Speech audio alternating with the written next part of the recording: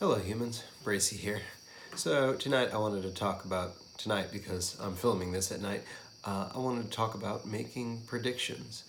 I was recently watching basically a conversation between Elon Musk and I think his name is Jack Ma, the head of Alibaba, the founder of Alibaba.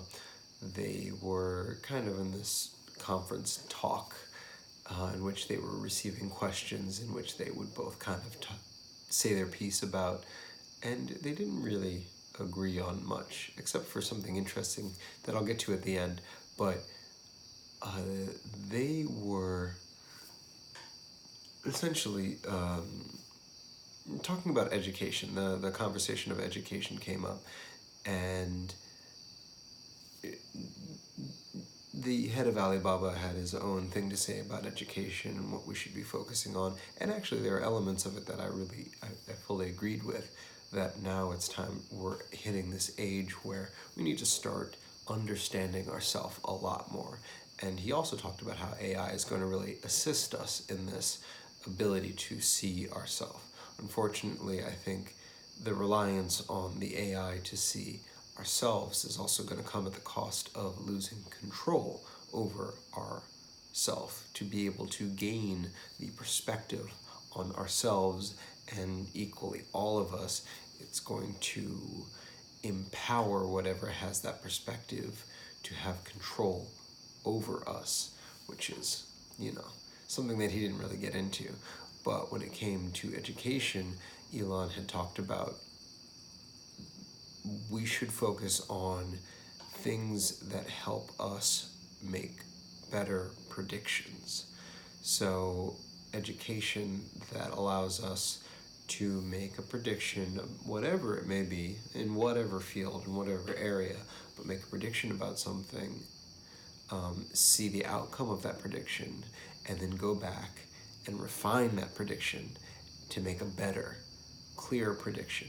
Because ultimately, and he's not saying this, I'm saying this, the ability to make predictions is all our senses, all our tools, all the things that we use. That's what it's there for. Ultimately, to stay alive, to avoid things that would harm us, to be able to find things that would benefit us. I heard it said about some sea creature that basically moves to a rock after it's born, and then it eats its own brain as the very first act of independence. That like ultimately, if you don't need to make predictions, then your brain is useless. So it would go in that same line of thought that to improve yourself, ultimately, whatever skills you're trying to acquire, they should be in order to make predictions on things. I thought that was kind of interesting. And with that, I started thinking about like what am I going to be pouring myself into when it comes to, I'm coming back to a video every single day, and ultimately this is going to take many different shapes if I'm in a lot of different contexts, a lot of different consequences, a lot of different avenues in which I can bring this video. And ultimately I'm going to want to start doing conversations where I ask people questions, and I realize that the power of questions kind of allows, the power of a question is that it takes two concepts and it puts them together, and it forces you to consider them within a context that you might not have considered them before. And the idea that the reason that it's more powerful as a question, as a question as opposed to a statement, is that ultimately a question forces an association inside your head in a way that a statement doesn't necessarily. A statement you can outright reject, but a question requires an involvement from the person being asked the question or the person hearing the question.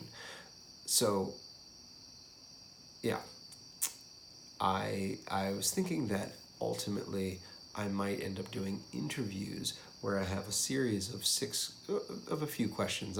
Right now I'm thinking 6, but ultimately the reason is so I can pose questions of topics that I think are kind of the most important right now.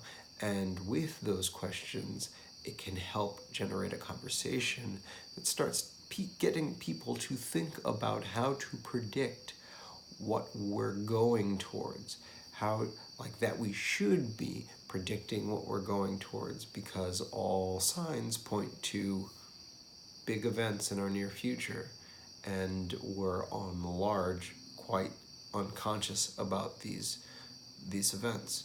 And so I want to do something that helps propel us in a direction that we have some agency over our future. We're moving to a future where I think you could argue that the bulk of humanity doesn't really have agency over their present. We're tied into whatever system we were born into, and that's going to be even worse in the coming future, in the near future, where we are putting more faith in the automation of our lives and systems that basically have control over what we see, what we communicate, what we do, and how we do it. So, predictions, yes, we need to make them better. We need to realize that what we are trying to do to stay alive is make better predictions about what we are, what we think, what we feel, what we're going to feel, what conditions are going to lead to what result.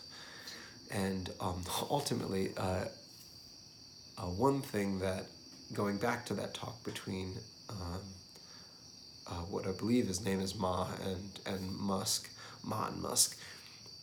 of all the things they disagreed about, and that's a whole other video right there, of all the things that they disagreed about, the most interesting thing was the one thing that they actually seemed to agree on, and that is that we're heading very quickly towards a population collapse. And that's very counterintuitive to all the other information that I had been hearing about the state of humans on this planet.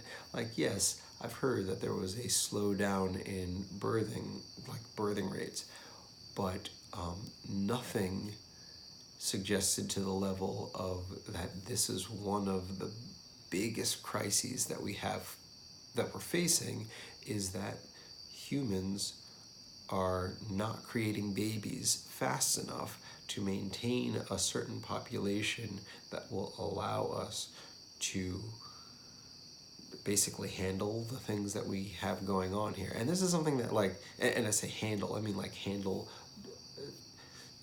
maintain a population, maintain a collective population globally that is enough to maintain cultures that are necessary for keeping information flowing and us growing in a way that can benefit the humanity as a whole. And this is the first time I'd actually heard global population collapse. But it was interesting to see that, not only did Elon toss this up as a big deal, but then to hear somebody who, for the whole 40 previous minutes, completely just kind of throw everything that Elon had said kind of to the side and kind of treat it with not real importance or urgency, but for him to all of a sudden chime in and be like, yes, population collapse is a real concern, and we need to work towards overcoming this crisis that we're facing.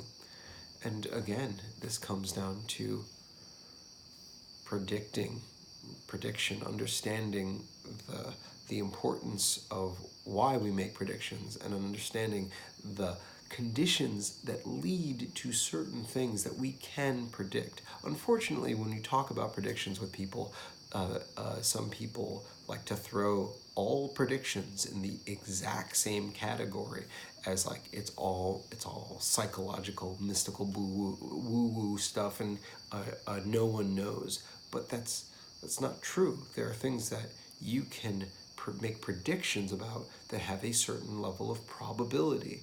And so if you're throwing all predictions into the same category, then you're ignoring everything your brain does. If you put a ball on the table and you roll it, your brain is able to make a prediction that if that ball is allowed to get to the edge of that table, it's gonna fall off. Nothing in the universe is 100%, but you'd be willing to bet a car that that ball's going to roll off the edge of a table, because, or any ball on any table is going to roll off because you have gained enough evidence through your life to make that prediction. The same thing as if somebody's throwing a punch at your face and you were fast enough to move out of the way. You would move out of the way. Why? Because you predict naturally that fist is going to hit you in the face. This is because of evidence that has led you to see enough evidence to make a prediction about the future of the physics of that fist flying towards your face. This is no different with any other systems. This is no different with any other information. You get a significant amount of information, you're able to make pretty accurate predictions as to the likelihood of what is going to occur.